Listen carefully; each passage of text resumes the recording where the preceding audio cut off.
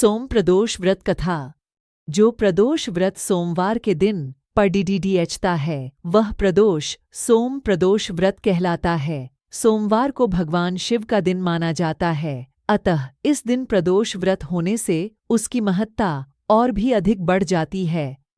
एक नगर में एक ब्राह्मणी रहती थी। उसके पति का स्वर्गवास हो गया था। उसका अब कोई आश्रयदाता नहीं था, इसलिए प्रातः होते ही वह अपने पुत्र के साथ भीख मांगने निकल पड़ती थी। भिक्षाटन से ही वह स्वयं व पुत्र का पेट पालती थी। एक दिन ब्राह्मणी घर लौट रही थी तो उसे एक लड़का घायल अवस्था में कराहता हुआ मिला।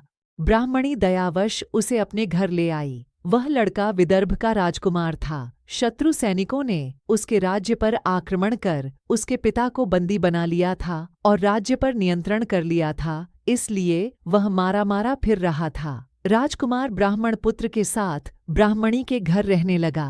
एक दिन अंशुमती नामक एक गंधर्व कन्या ने राजकुमार को देखा और उस पर मोहित हो गई। अगले दिन अंशुमती अपने माता पिता को राजकुमार से मिलाने लाई। उन्हें भी राजकुमार भा गया। कुछ दिनों बाद अंशुमती के माता पिता को शंकर भगवान ने स्वप्न में आदेश दिया कि राजकुमार और अंशुमती का विवाह कर दिया जाए। उन्होंने वैसा ही किया। ब्राह्मणी प्रदोष व्रत करती थी। उसके व्रत के प्रभाव और गंधर्वराज की सेना की सहायता से राजकुमार ने विदर्भ से शत्रुओं को खदेड़ दिया और पिता के राज्य को पुनः प्राप्त कर आनंदपूर्वक रहने लगा।